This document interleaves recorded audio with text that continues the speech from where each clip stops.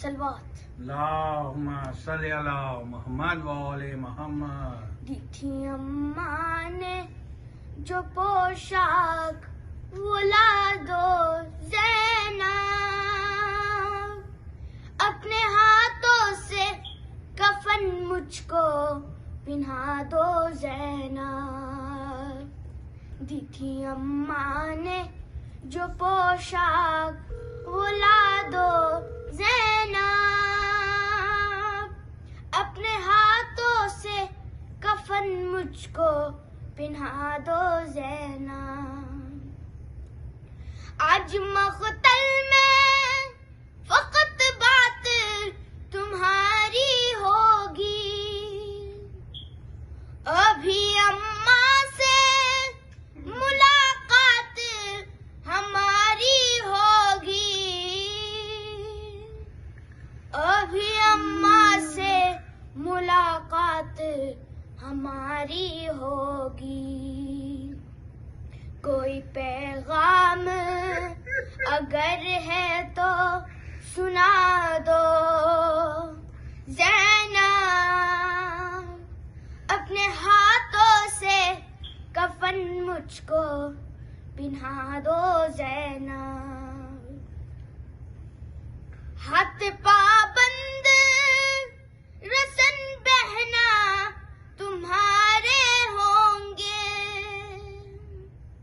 मुझको रह रह के ख्याल आता है लाशे से मेरे, मुझको रह रह के ख्याल आता है लाशे से मेरे। तीर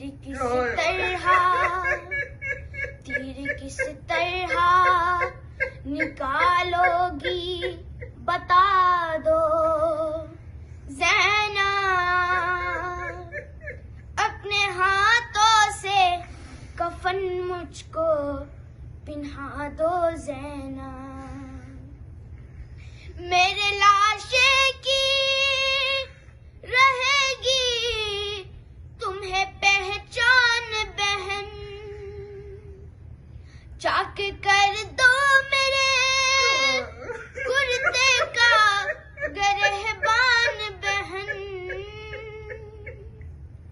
चाक कर दो मेरे कुर्ते का गरहबान बहन। कोई लूटे ना इसे ऐसा बना दो ज़ैनब, अपने हाथों से कफन मुझको पिन्हा दो ज़ैनब। सामने अपने सकीना से उतरवा लो गोहर, सामने अपने सकीना से उतरवा लो गोहर, अभी कुछ देर में लुट जाएगा मजलूम का घर, अभी कुछ देर में लुट जाएगा मजलूम का घर। ये अमानत किसी गोशे में छुपा दो ज़ैनब, अपने हाथों से कफन मुझको पिन्हा दो ज़ैनब।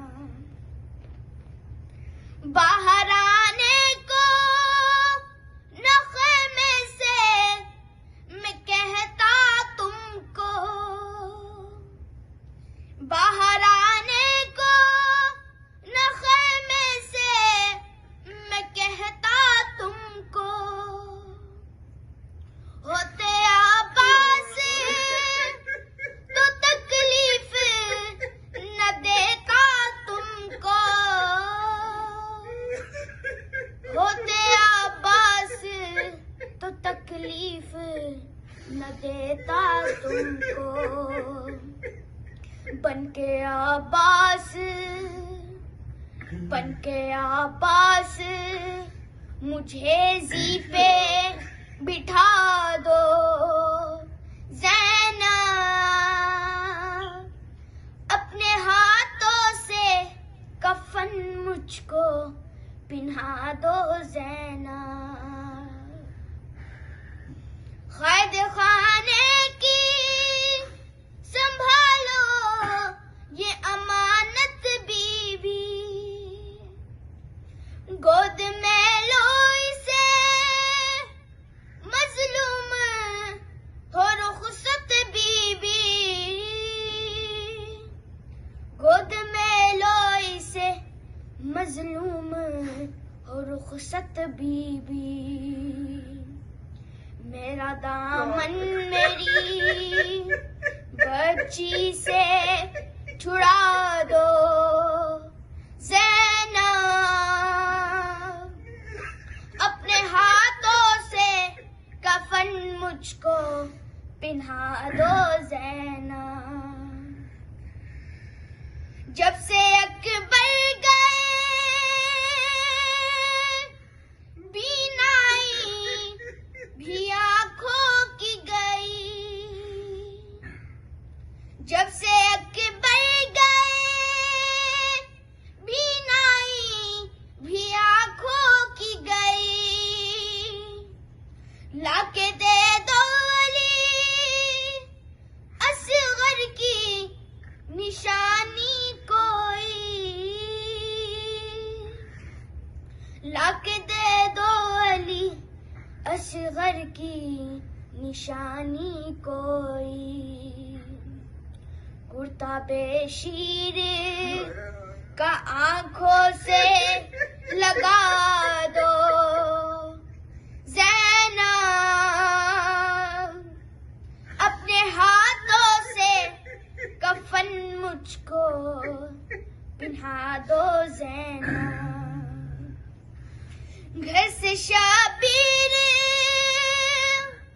جنازے کی طرح سے نکلے،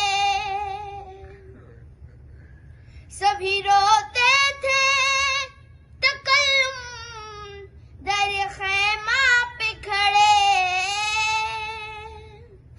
سبھی روتے تھے تکلم در خیمہ پہ کھڑے، شہ نے جس دم کہا مرنے کی رضا دو زینب،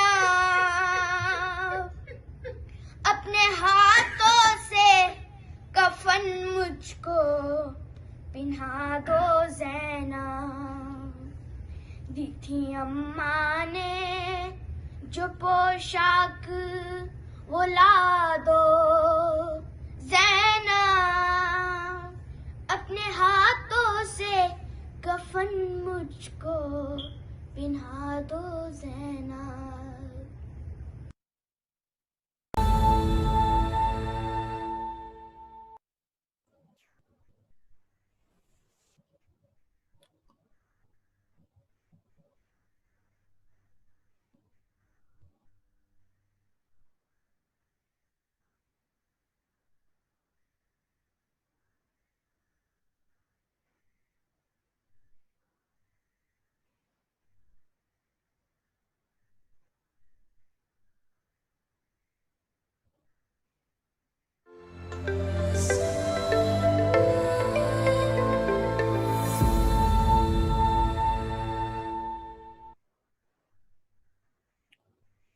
أعوذ بالله من الشيطان الرجيم بسم الله الرحمن الرحيم الحمد لله الذي لا يبلغ مدحته القائلون ولا يحصي نعماءه العادون ولا يؤدي حقه المجتحدون، الذي لا يدركه بعد الحمم ولا يناله غوص الفطن، ثم الصلاة والسلام على أشرف الأنبياء والمرسلين، حبيب قلوبنا وطبيب نفوسنا وشفيع ذنوبنا، سيدنا ومولانا أبي القاسم محمد اللهم صل على محمد وآل محمد وعجل فرجهم وآل بيته الطيبين الطاهرين المعصومين المظلومين لا سيما بقية الله في الأرضين صاحب العصر والزمان خليفة الرحمن إمام الإنس والجان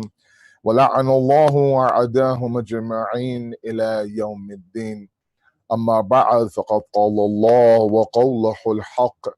بسم الله الرحمن الرحيم.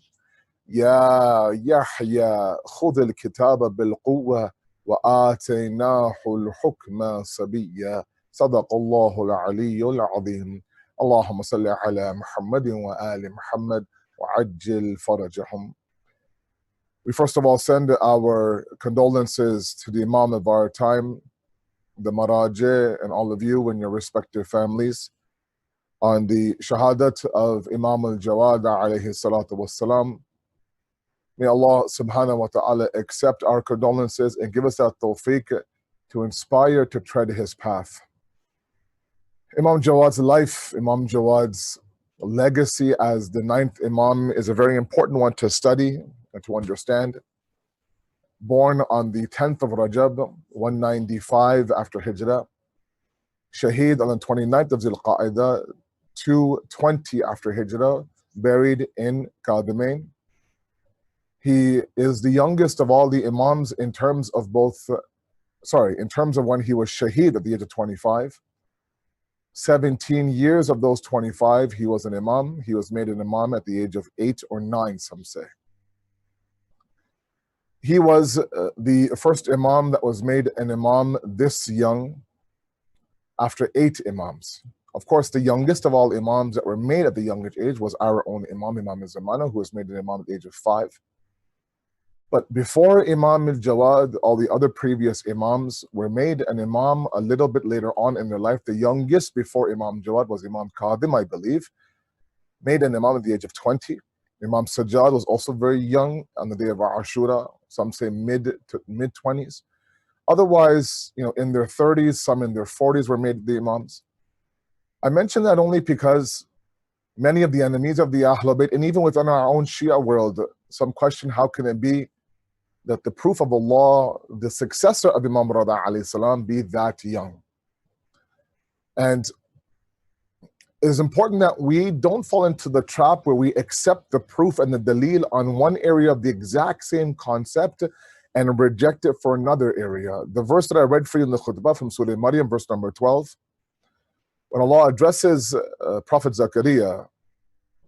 Prophet Yahya, where he says, Ya Yahya, khudh al-kitaba bil-quwwa. Take this book with quwwa, with strength, meaning with certainty, with courage, with yaqeen, with forbearance. Know that what ataynahu al-hukma sabiyya. We've given you this wisdom sabiyya at a very, very young age. Or another proof that's oftentimes used during Imam Jawad or Imam Hadi's celebrations or commemorations is, of course, the very famous story of Nabi Isa alayhi salam, who spoke from the cradle, a newborn baby defending the sanctity of his mother, claiming that I am an abd of Allah and I am, of course, made a prophet for you. All those things are accepted by the Shia world and generally the Islamic world. But when it comes to a 9-year-old Imam Jawad, a 6, 7-year-old Imam Hadi, and a 5-year-old Imam Zamana, there for some reason is questions. So no doubt it's difficult, and sometimes we have to thank Allah subhanahu wa ta'ala that we didn't exist during those times. As much as we would love to exist during an Imam's time, it's important that we also thank Allah that I don't know how I would react if my Imam at that moment, being Imam Rada alayhi salam, introduces me to an 8-year-old child and says, this is now your wali, your hujjat, your Imam. It was a test for many people, many of the Shias, especially of Ali Muhammad. And of course, it was at the same time one of the most moments and the most beloved moments of honor for the family of the Holy Prophet. Up until now, we had grown men, like I said, in their 20s, in their 30s, in their 40s, take on this responsibility of Imamate, carry it forward, and be able to now defend the deen and uphold the sanctity of the knowledge of the Prophet. But now all of a sudden you have this very heavy responsibility on the shoulders of an 8 or 9-year-old. And for now, for this Imam at a very young age to carry this weight, and then not only to be able to ward off the enemies of the Ahlul Bayt, but have such a key role in certain ulum of Islam. For example, ilm al-rijal. Ilm al-rijal is a very important knowledge and science in the world of Islam. It is that study of the transmitters of hadith inside of the deen.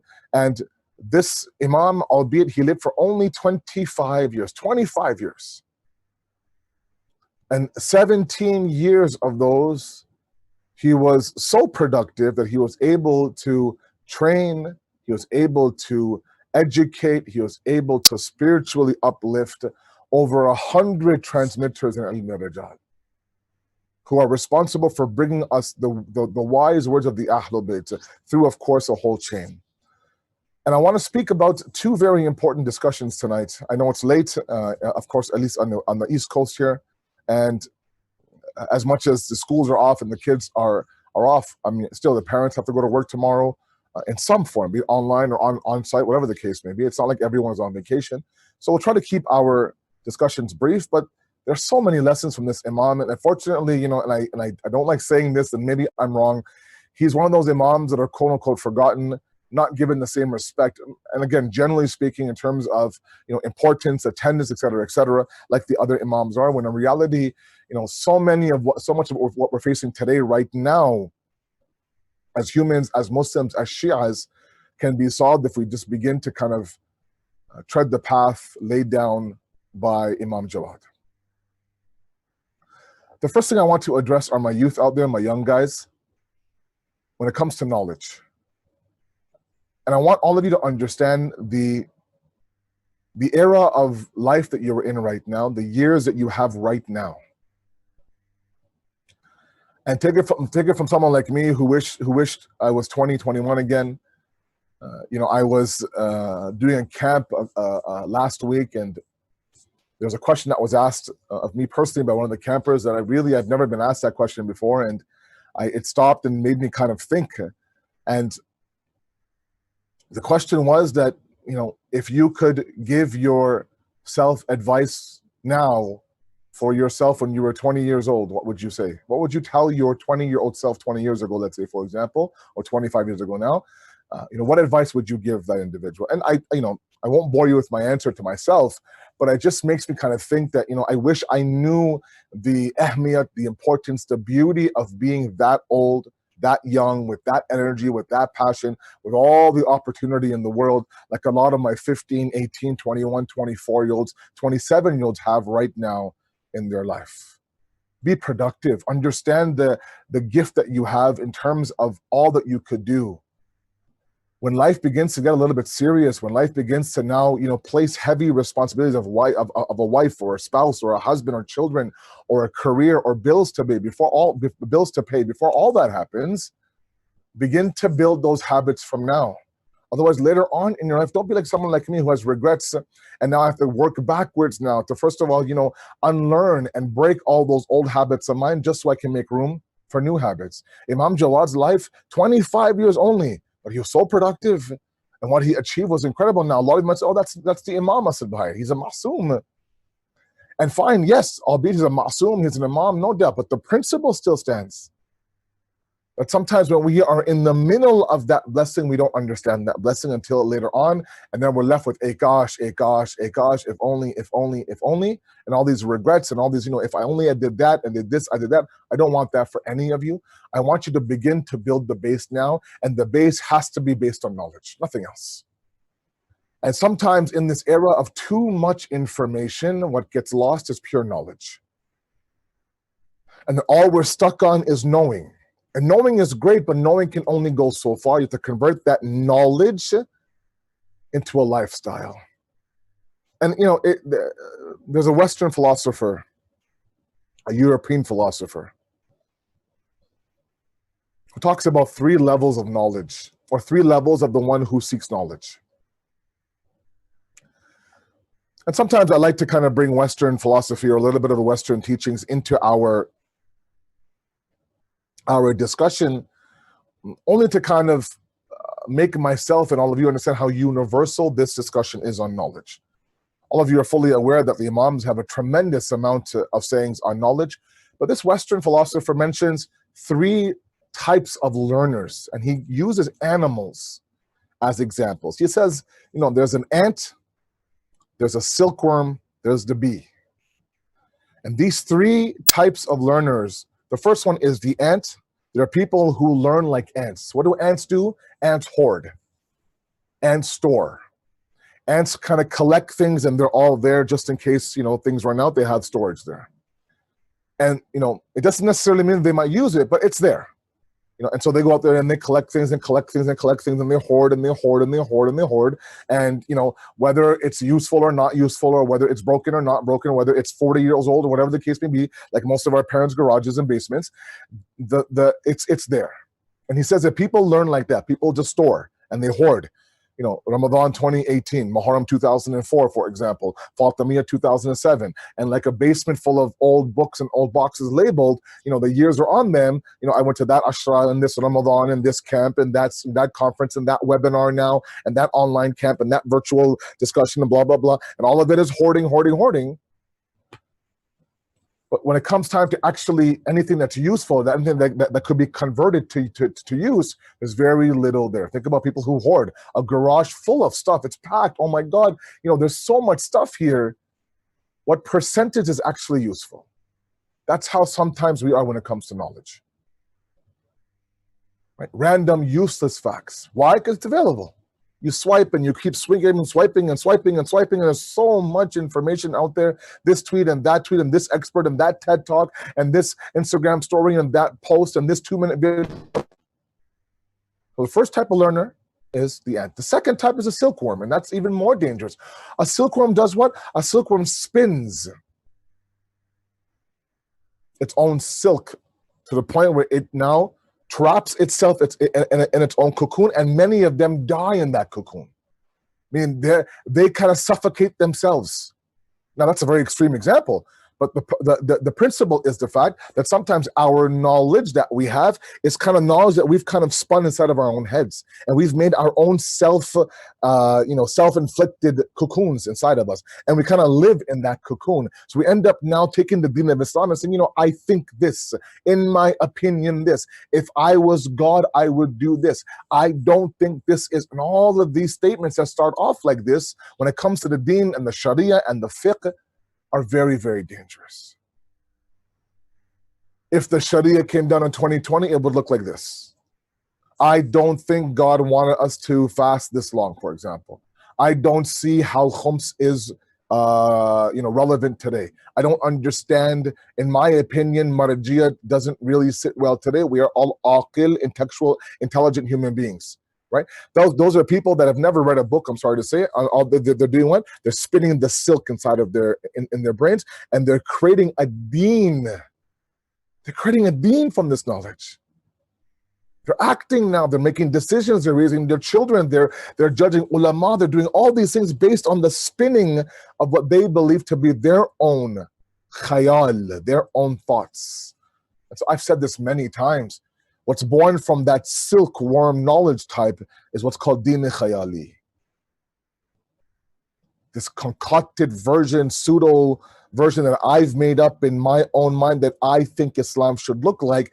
And sometimes if we end up in that world long enough, it gets further and further and further away from what? From deen Muhammadi, from deen kitabi, from deen nab, that pure deen from the moment of the revelation of the Quran all the way through the zuhur of the Imam, that deen that has been preserved with such delicacy and such sacrifice now is on one side, and the deen of my mind that I've created is the one that I'm living off of. And that's why when the Imam comes, for a lot of us, and myself sometimes included, that initial preparation, that initial sacrifice for me to be worthy of the Imam's arrival will be very difficult.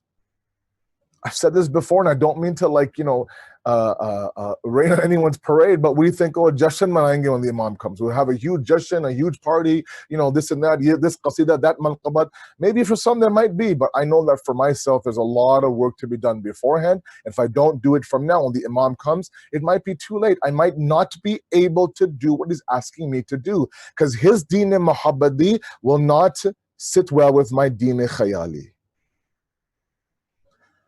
Because the knowledge I have up here is not from some pure source or from authentic source or from some source of the Ahlul Bayt. It's all like that silkworm, just kind of keep spinning and spinning and spinning in my head, and they end up trapping themselves in that web of theirs.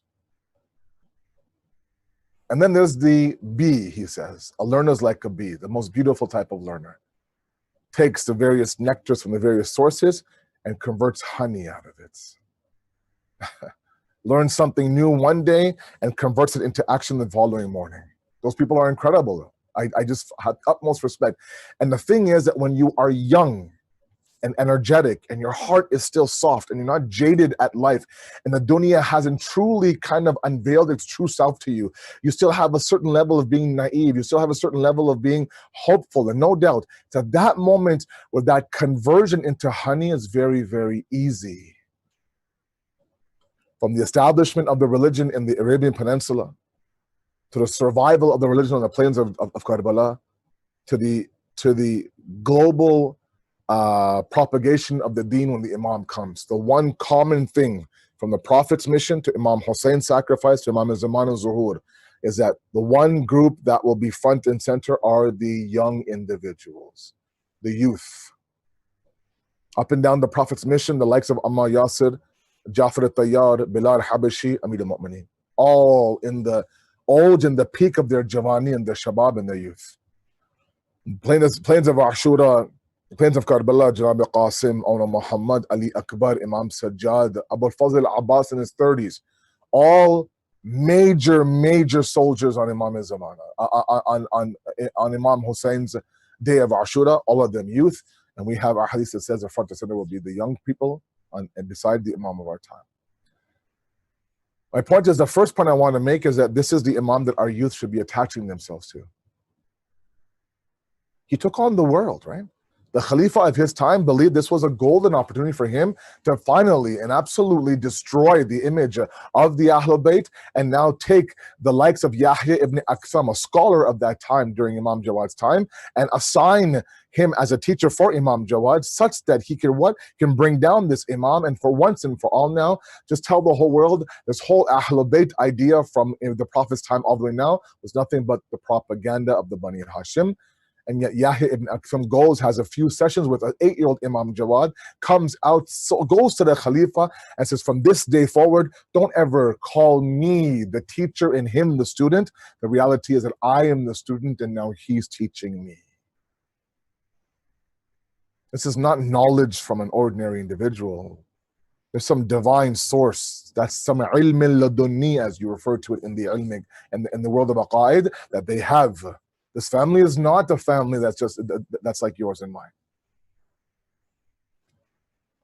So my first point to my youth, given the fact that we are talking about an Imam that lived for 25 years and yet was very productive in his life, is that please, especially during a time in the summertime where you have fursat, opportunity, maybe you're not working, maybe right now they're not applying, you're at home now, you're collecting this, collecting that in terms of benefits, please don't spend your entire day playing video games. Don't start your day at 12 noon. You know, I saw a meme one time that forget getting up for Fajr, it's now hard to get up for Zuhr and Asr. I don't want that to happen for anybody. Right? These are the days where you are building the base for the rest of your life. I know it sounds heavy, Asad Bhai, like, you know, we just want to enjoy our time. I get it. That's fine. I'm not saying for you to sit there and, you know, not to be balanced, but be balanced in everything. 8 hours of Call of Duty, 6 hours of NBA 2K, right? Sleeping until 12 o'clock or 1 o'clock in the afternoon, for example. Your breakfast is lunch, your lunch is dinner, your dinner is at 3 o'clock in the morning. All that is not the way of somebody who's looking to tread the path of Imam Jawad. A Shia is a balanced Shia that has sleep, that has worship, that has work, and that has halal recreation inside one day, hadith says. And now is the time for you, when you have the time, you have the fursat, you have the energy, you have less responsibility, and you have very little of what's being asked of you, for you to now begin to what? Establish those habits from now, such that when you reach my white hairs, it's not such a difficult thing to establish. You're simply strengthening what you've already built in your 20s or your even late teens. Point number one. Point number two I want to talk about tonight is the laqab of al-Jawad. It's a beautiful discussion, and one that requires a little bit of a muqaddamah. I'll go very quickly. The concept of sakhawat, the concept of generosity in Islam, and I mentioned it several times, and now I mention it even more so because of the fact that during a pandemic, when there is isolation and there is quarantine, we truly get to understand a little bit of who thinks about who in this day and age. It's very easy to get caught up in our individualistic life. It's very easy to kind of say, look, you know, I'm just barely making it through my own day and my own family, forget everybody else, right? We've been kind of forced to kind of look within our four walls. At the same time, we can be very much caught up in only our four walls and not to, you know, reach out to those, especially who are vulnerable, who are elder, who are alone, let's say, for example, right? Who maybe are, you know, they're in a troubled marriage, abusive marriages, right? How are they now spending the past 4 months being inside the home with their abuser 24/7? And it brings me to the point of generosity. And I want to go very quickly to what sakhawat is, and then what Jude is. I had this discussion last year, and I feel like we're kind of deteriorating. And part of it is because we've really adopted the individualism idea of society and not the collective nature of the deen. Very quickly, sakhawat, true generosity, a sakhi individual. The Quran says, "Lan tanalu al-birr hatta tunfiqu mimma tuhibbun." This level of birr, a person who's abrar, is someone whose righteousness, whose goodness is so spread out that literally the word birr comes from land. Right? It's opposite of bir is bahar, which is sea. The land, a very vast, a very gustarde land, a very, you know, spread out land that covers a huge area. Sometimes individuals who do good and who are righteous, their righteousness covers a lot of people. It's such a huge ripple effect from their loved ones to their family, to their community, to even people that they don't even know that they've affected. Literally, sometimes our marhumin leave this world and all their goodness comes towards us. Some random people come to our door saying, your father did this, your husband did this, your mother did this, your wife did this, your child was this, your teacher was this, your uncle was this. We have no idea. Quietly, secretly, anonymously working to serve mankind.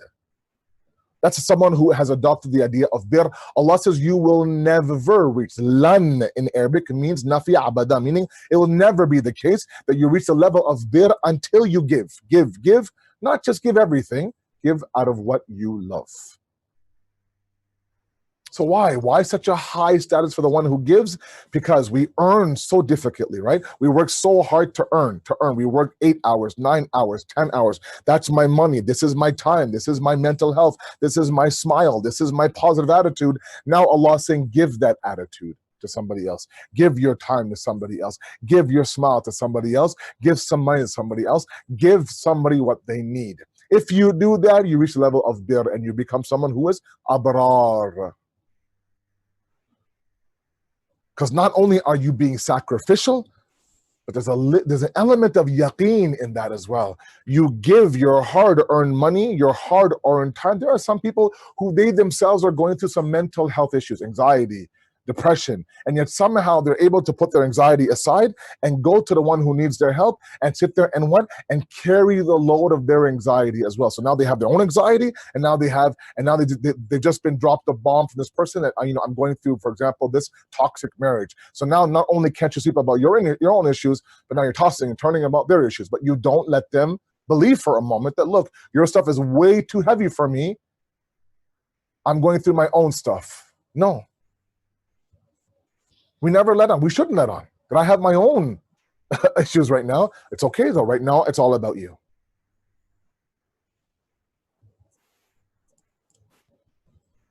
or I work so hard to make some money and I give this amount, let's say, to somebody, the level of yaqeen and tawakkul of Allah is what? Is that, look, I'm giving my hard-earned money with the same tawakkul. The one who gave me this money initially will give it to me again.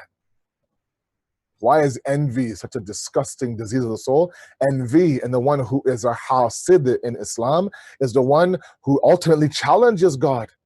Looks at someone and says, how come she has everything? How come he has everything? Meaning as if to say, God, you don't have the power to give them and give me at the exact same time. So hasad is literally take it from them and give it to me. You're announcing to God, say, God, I know. We can't both have this. So if one of us has to have it, I want it to be me. Whereas sakhawat and generosity is what? Is giving with the yaqeen and the certainty that, you know, whatever I have, I've been given I've been given to me by my razik, he'll give it to me again. But the one now who is stingy, who is bakhil, who is tongue dust, who is, you know, holding on to everything, hoarding everything from, you know, everything from a book to a recipe, to $1, to time, to a coffee, to advice, to anything, they think, you know what, this is mine. If I let go of it, it won't come back to me. No, the same way it found you through God, it'll find you again through God. That's why when you look at this hadith by Imam Jafri Sadiq alayhi salatu wasalam, Allahumma salli ala Muhammad wa ala Muhammad, he says a generous youth, a shabab who is sakhi. And not just any youth who is generous. He goes on to describe this youth to be murhika fi dhunub. He's drowning in sin. This youth is drowning in sin, but he's generous. Okay? He's going through his own issues. He's drowning in sin. He may not be the best believer, but he's one of those guys when you call him, oh, he's there. If you need anything and he has it, rest assured he'll give it to you. But murhiqu fi dhunub. He's drowning in sin. That kind of person, Allah says, this kind of person, ahabbu ilallahi azza wa jal, he is more beloved in the eyes of Allah than who? Min shaykhul abidul bakhil. An old man who's an abid, who worships Allah, who does ibadat of Allah, but he's bakhil. He hangs on to things, doesn't give anything, not even a smile, not even a salamun alaykum, nothing. Forget $1, forget, you know, what I need. No, not at all. A ride home, nothing. No. That youth who's drowning in sin is more beloved in the eyes of Allah than a worshipping old man simply based on his generosity. That's what kind of level sakhawat is at. Because a true sakhi in Islam, and I've said it 1,000 times, I'll say 1,000 times more, is not to give to the one who asks. That's easy. Someone comes to your door with immense humility, says, Baba, I need A. Can you give me A? And you give them A. And they leave. That's no kamal in that, I'm sorry. Yeah, the kamal is to let go of the A, that's fine. But you waited for the person to come at your door and ask. A true sakhi in Islam is to give to the one before they arrive at your door. To be so in tune with their needs and so in tune with their hardships that you know that what they need right now is this before they have to swallow their ego and come to me begging for it. Let me give it to them already. How many of us do that? How many of us have that culture with other people? Or have we adopted the mind your own business, 1,000 thoughts to make one phone call? What if she thinks that I'm being nosy? What if he thinks I'm trying to get, some gossip? What if, they blast me? Or what if this and that? What if this? What do I say? How do I say it? I have no words. Forget it. So a good positive intention is gone because shaitan comes in and attaches 20 different what ifs. And so we forget it. I'll pray for her. Meanwhile, maybe that person's waiting for one person from one community. Just give me a call. You know that my daughter just went through a nasty divorce. You know that my husband just lost his job. You know that my mother is fighting cancer, for example. Nowadays it's so easy, right? Not even a message, one emoji. Just send them the heads going, like this. That's it. Or this, Apple's made it so easy. Just hands doing the dua. Don't even have to say a word. But that culture isn't there. The culture is a very Western culture. Mind your own business, to each his own. Don't make kya hai bhai. You call someone and say, yeah, Look, I know that you guys have just gone through a nasty divorce. I'm not here to find out details. If you need anything, my husband and I are here. My wife and I are here. If you want to grab a coffee, if you want to come by, we'll sit in the backyard, outside, lawn chairs, 6 feet apart. We don't have to talk about the divorce. We talk about everything but our front door is open. They could deny you, reject you, not answer your WhatsApp, totally, ghost you, whatever they want to do, let them do. But you've done your job to leave the door a little bit open, a crack open. And my experience is when the crack is open a little bit, the door, they come running in. Maybe a week later, maybe a year later. At least let's create the culture of being generous, not a blank check, guys. With our time, with our thoughts. I have my own stuff. You know how beautiful it would be if somebody came to me and said, look, and I know this person is going through their own pain. They themselves had just gone through a tragedy, and they've come and they've now shared in my grief, and they haven't once mentioned anything about their tragedy. That to me is just so selfless. It's so generous that you've forgotten about your pain. You've actually stored your pain away. And you have allowed new pain, my pain, to enter your system. Of course, Allah will say that that's more beloved in my eyes than this ibadat that doesn't equal or doesn't equate or doesn't result in you being generous. So sakhawat is a very high level. What's higher than sakhawat is Jude. If we understand Jude, we understand Jawad. Who is a person who's Jawad?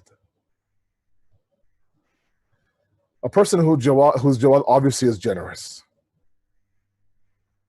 But they give not only out of the idea that I don't expect anything from you, but I feel like if you give it back to me what I gave you, you're dropping the sanctity of what I gave you. Let me explain.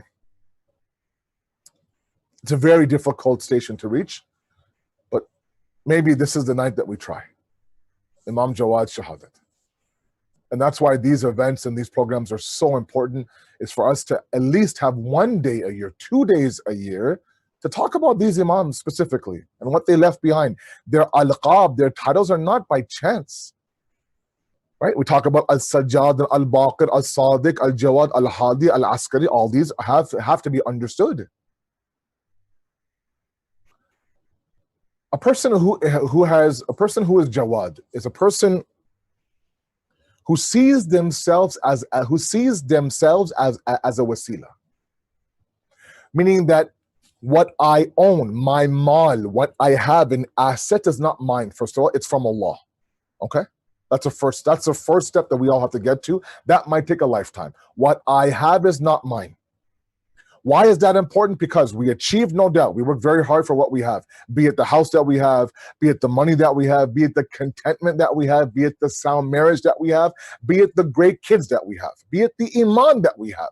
All of that requires hard work.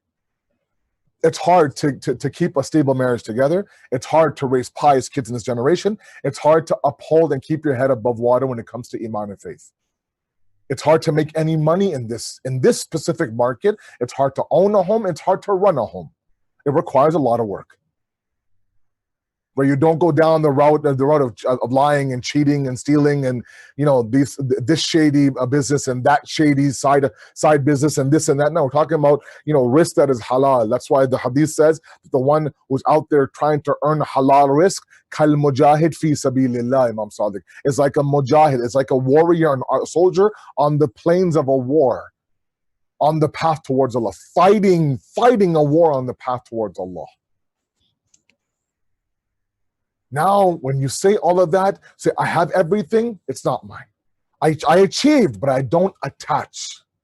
Right? We talked about that several times. I know in my times on Mahdi, when I was there, when the building was open, in the basement with my youth during my classes, I talk about, achievement. Achieve, don't attach.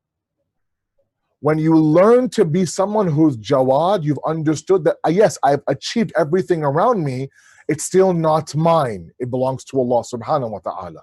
So if somebody needs what I have, I see it as a golden opportunity for me to be the middleman between God and the person in need. Meaning God almost is saying to me, look, Asad, he needs what you have. I've given it to you. So do me a favor and now give it to him. And I feel so honored that Allah subhanahu wa ta'ala used me in his risk equation. I become the vessel. I become the wasila. I become the middle source. I become the delivery guy to take Allah's risk and give it to them. That only happens when we what? When we remove ourselves from the ownership of each other. Sorry, of what we own. يَوْمَ لَا يَنْفَعُ مَالٌ وَلَا بَنُونَ. All of this, what you own, what your children and your kids, will be zero benefit on the day of judgment. إِلَّا مَنْ أَتَى اللَّهَ بِقَلْبٍ سَلِيمٍ. Except for the one who goes to Allah with Allah with a pure heart, then these things might have meaning to you. But that qalb salim comes when you go and you fulfill the need of a fellow brother or sister. So now all of a sudden, now what you're doing is you're seeing this idea of generosity as an opportunity for me to what? To be used by Allah. Allah, use me in your service. Allah, use me in your khidmat. Allah, please use me for what you created me for. If part of it is to fulfill another brother's need, then what greater moment is that for us? That not only have I put a smile on the face of my fellow brother and sister, but I've also made Allah radhi with me as well. Now, if I was to sacrifice all that for something tangible, like a few dollars, like a book on a bookshelf, like a recipe, I'll give you the recipe, but I'll leave 1 or 2 ingredients. Baba, give her the recipe, man. Give him the recipe. It's okay. Tell him that my secret ingredient is adrak, for example. The reason why my chicken tastes so good, because I put adrak in there, sabit adrak, pieces of garlic and ginger in there. It's okay to say that. It's my recipe. This is my, it's comical, but it's principle based. So Shahadat is one thing, Jude is another. Now, naturally, when somebody gives at the level of Jawad, there's no expectation. There's no, oh my God, they didn't even thank me, text me. Yes, that's akhlaq. Their akhlaq should be that.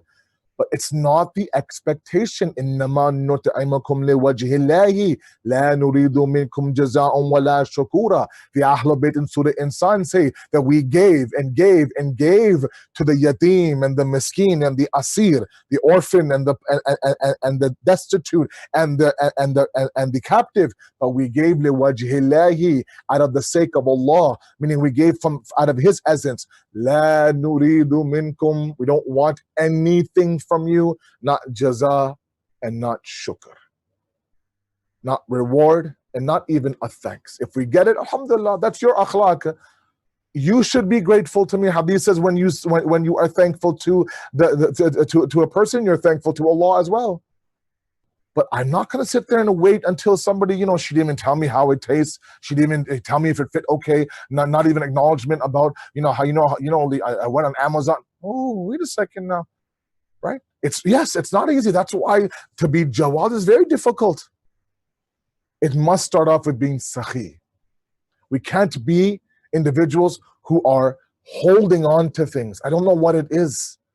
I think we have to understand that the more that we let go, the more that might come our way. And if for nothing else, giving is a noble thing to do. Give give for the sake of its nobility.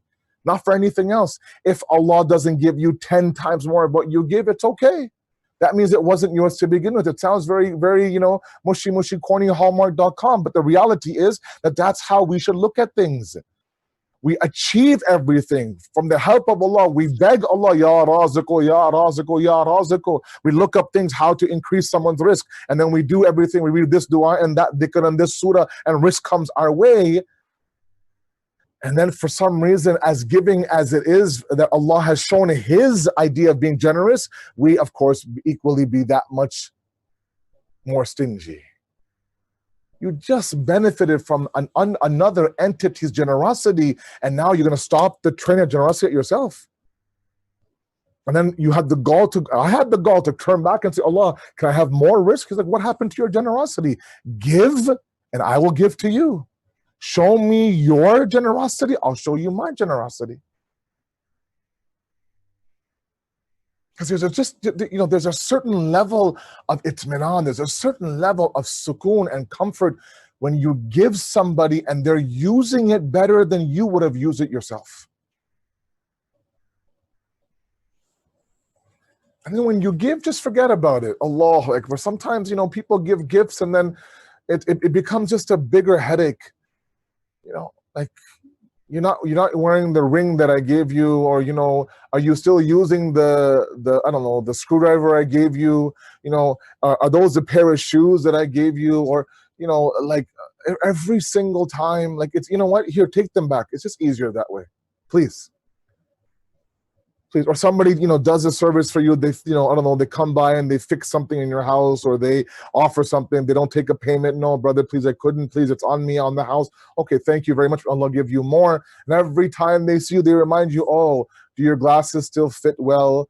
The hole in your socks that I sewn, are they still going strong? Do you still, does your garage door opener still work? Because I came by and fixed it like 3 years ago. Yes, it does. You feel like grabbing a hammer and just breaking that garage door opener and say, look, it broke, come fix it, let me pay you double, please. It's just a lot easier that way.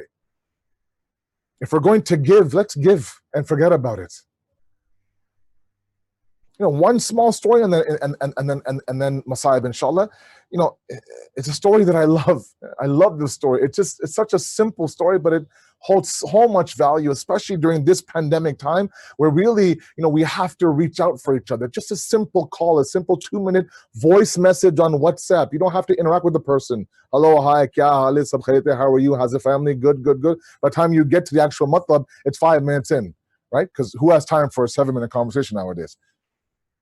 So, Imam Ali's walking with his companion. They're busy in a conversation. They reach the companion's house. Imam Ali's house, they passed by it. It was way before the companion's house.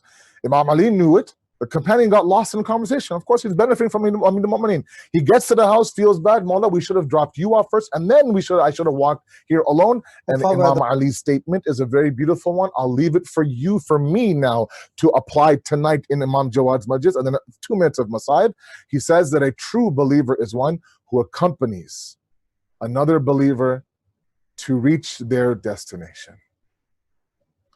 If we have something that might help another individual reach their destination, then give it. Give it. Give it with zero expectations. Give it with no idea of a reward, or no hope for a thanks, or no expectation of a thanks. Do it liwajhillahi. It's noble. God's watching you. And maybe what you have that God gave you to begin with might be better suited for somebody else. The tender age of 25, Imam Jawad was poisoned. And we know enough about the poison used on the Ahlul Bayt that it wasn't ordinary poison. We hear of the idea of the 11 Imams that were shaheed, 10 of them were poisoned. Imam Ali ultimately was shaheed due to the poison from the sword. It was only Imam Hussein that was shaheed without poison. And the poison was so treacherous, so difficult. When Imam Ali is struck with that sword of Ibn Muljim that's dipped in poison, for 3 days my Mawla suffered. To the point where the last day, when the Tabib and the Hakim and the doctor came to the house and says, Mawla, it's only a matter of time now that you'll be in this world, that you'll leave this world. They say that the color of the band-aid that had been stained from the wound and the yellowness of the skin of Imam Ali from the poison had become one. Imam Mujtaba coughing up bits of his liver. The poison came in and began to destroy his internal organs. One drop of poison on a patch of grass, that grass instantly dies. That's the poison that was given to Imam Jawad. He was in Iraq. His son Imam Hadi was somewhere else. And as difficult as that poison is, Mawla, and no doubt it's very difficult, and your son was far away from you, ultimately you were given your funeral rights and your burial rights. And every time I hear about somebody, be it an imam or be it someone in our community or be it my own loved one who was buried right away, who was washed, the body was washed, the body was wrapped in a coffin, they were given proper salatul mayyit, talqeen was read, they were buried in a graveyard properly, everybody was there consoling and giving condolences, everything was done, this marhum now, or this marhuma was given her proper haqq in terms of a deceased. I come to that one moment in Karbala where Imam Hussein arrives on the 2nd of Muharram, and to me, I've been hearing it since I was a child, but he does something to me that's a little bit strange. I've always wondered, why did he do this? What was the need to do this? It wasn't something that needed to be done. They arrive on the 2nd of Muharram, and he finds out this is a place called Karbala, and then he calls the Bani Asad tribe. And he talks to the men of the Bani Asad tribe. He says, look, there's going to be a battle here. We're going to be killed here. Our blood's going to be shed on this land. Please, if you can, just bury our bodies one by one. Don't leave them on the plains of Karbala. He goes one step further. He puts up a partition, Imam Hussein does. He speaks to now the women of the Bani Asad tribe. Look at the extent that he goes to. And he says behind the partition that if your men are not able to bury us, that all of you collectively just do me one favor and just dig one massive grave and just place our bodies one by one inside that grave. He goes one step further, Imam Hussein, calls the small children of the Bani Asad tribe. In one book says he picks a few up, he kisses them, he hugs them, he strokes their head. He says, are you Muslim? Yes. You believe in Islam? Yes. You do recite the Shahadat? Yes, we do. When you say, Ashhadu anna Muhammad Rasulullah, that Muhammad is my grandfather, I'm the son of Fatima. There's going to be a battle here. We're going to be killed. If your mothers and your fathers are not able to bury us, you simply pick up the khak of Karbala with your small masoom hands and drop it. Drop it on our bodies one by one. Look, when somebody's sick in our community, when somebody knows that, look, it's a matter of days, they're fighting cancer, it's an illness, doctors gave Jawad, everything, they know in a matter of months, they might tell you where they want to be buried, but they don't sit there and say, make sure that when I pass away that you bury me. Make sure that you pass. And then if one person goes to number one person goes to no, it's given to the point where obviously the very first thing that happens sometimes within hours of the deceased is that the burial process begins. It's something that shouldn't have to be said, but here's the grandson of the Holy Prophet in a very, very far off land from Medina and Mecca, sitting there talking to a tribe, telling them, please, the men bury us, the women bury us, the kids to the best of your ability bury us. Why, Mawla? Why the need to go to this much extent to make sure you're buried? Make sure you're buried. Maybe he knew that these individuals won't be satisfied with killing me. Maybe they want to make sure that my body's trampled by 10 different horses. Maybe that's not enough. Maybe they want to make sure that my corpse is kept on the burning sands of Karbala for 3 days, that my son has to now leave the prison of Kufa and Sham and come to Karbala to bury me. سيعلم الذين ظلموا أي منقلب ينقلبون Inna lillahi wa inna ilayhi raji'un. We ask you, Allah subhanahu wa ta'ala, to accept this qalila ibadat, inshallah.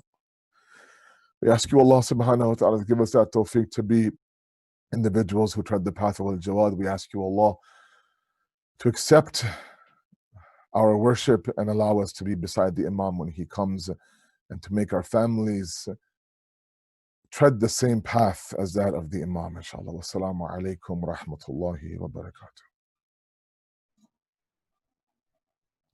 Hussain Hussain Hussain हर दुरूद और हर सलाम मादर हुसैन तेरे नाम हर दुरूद और हर सलाम मादर हुसैन तेरे नाम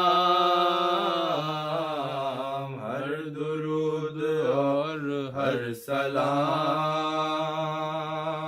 मादरे हुसैन तेरे नाम ज़ौजे अली सरबलंद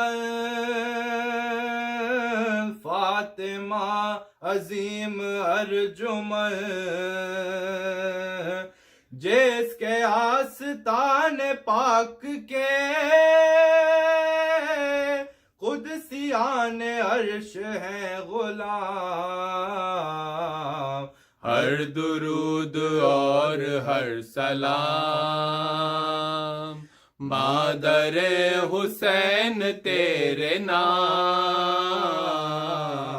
ہر درود اور ہر سلام مادر حسین تیرے نام۔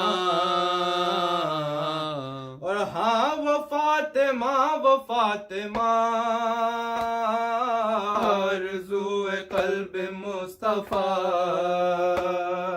جس کے لاڈلے حسن حسین،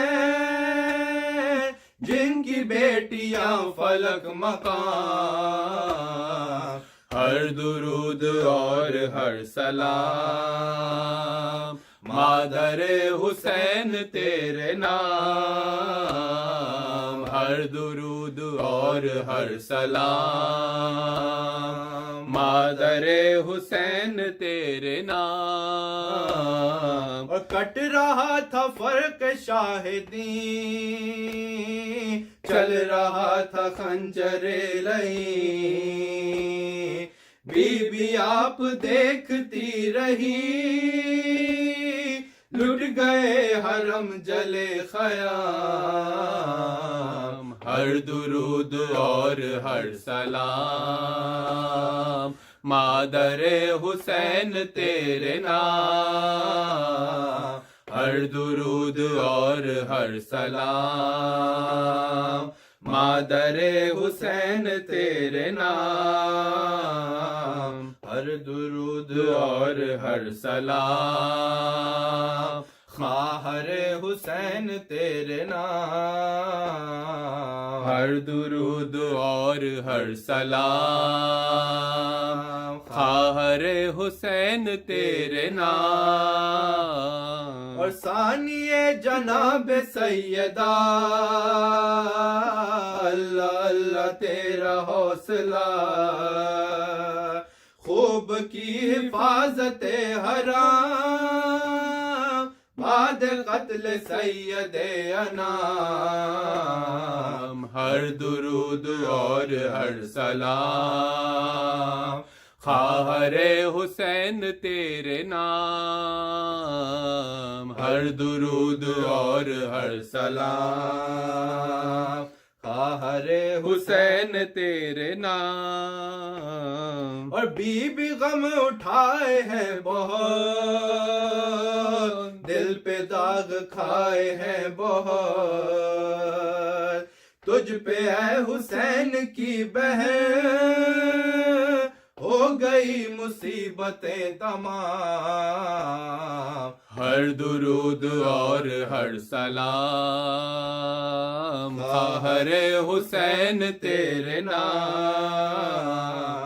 ہر درود اور ہر سلام خواہر حسین تیرے نام۔ اور دولت بطول لٹ گئے، دختر رسول لٹ گئے، چھن گئی سروں سے چادریں، جل گئے حسین کے خیام، ہر درود اور ہر سلام خواہر حسین تیرے نام، ہر درود اور ہر سلام خواہر حسین تیرے نام۔ اور میتیں پڑی ہیں بے کفن،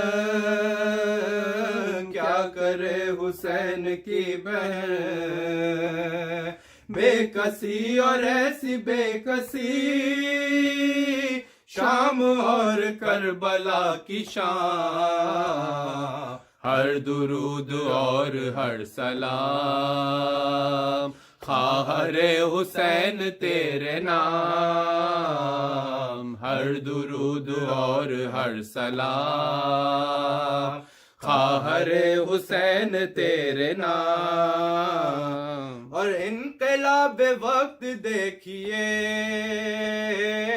امتحان سخت دیکھیے، سر کھلے رسول زادیاں اور اہل شر کا اجتہام،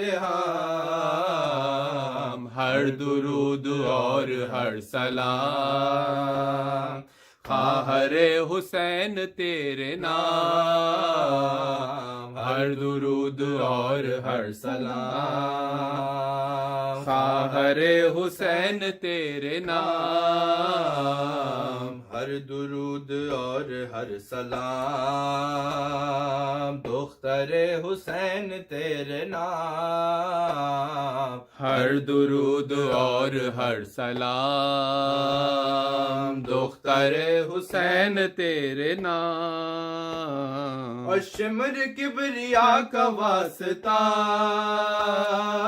تجھ کو مصطفیٰ کا واسطہ، بنت شاہ کے گوہر نہ چھین، مبتلا غم ہے تشنکام، ہر درود اور ہر سلام دختر حسین تیرے نام، ہر درود اور ہر سلام دختر حسین تیرے نام، اور شمر کے تماچے کھائے ہیں، بی بی کتنے غم اٹھائے ہیں، باپ کی جدائی کم نہ تھی، اس پہ قید کے ستم مدام، ہر درود اور ہر سلام دختر حسین تیرے نام، ہر درود اور ہر سلام دختر حسین تیرے نام، اور بی بی آپ پر ستم ہوئے، مر گئی پدر کا غم لیے، ہائے جیتے جی نہ چھٹ سکا قید خانہ امیر شام، ہر درود اور ہر سلام دختر حسین تیرے نام، ہر درود اور ہر سلام مادر حسین تیرے نام، حسین حسین حسین حسین حسین۔ السلام علیکہ یا رسول اللہ، السلام علیکہ یا نبی اللہ، السلام علیکم ورحمۃ اللہ وبرکاتہ، السلام علیکہ یا ابا عبداللہ وعلی الارواح التي حلت بفنائک، علیک منی جمیعا سلام اللہ ابدا ما بقیت وبقی اللیل والنہار، ولا جعله الله آخر العهد مني لزيارتكم. Please recite along with me. السلام على الحسين وعلى علي بن الحسين وعلى أولاد الحسين وعلى أصحاب الحسين، خصوصا سيدي ومولاي يا أبا الفضل العباس یا ابن امیر المؤمنین، السلام علیکم ورحمۃ اللہ وبرکاتہ، السلام علیکہ یا غریب الغرباء، السلام علیکہ یا معین الضعفاء والفقراء، سلطان ابا الحسن علی ابن موسیٰ ایہا الرضا، کن شفیعنا وشفیع والدینا فی یوم الجزاء ورحمۃ اللہ وبرکاتہ، السلام علیکہ یا صاحب العصر والزمان، السلام علیکہ یا شریک القرآن، السلام علیکہ یا امام الانس والجان، الامان الامان الامان من فتن الزمان، عجل الله تعالى فرجك وسهل الله تعالى مخرجك وظهورك وجعلنا من أعوانك وأنصارك. السلام عليكم جميعا ورحمة الله وبركاته.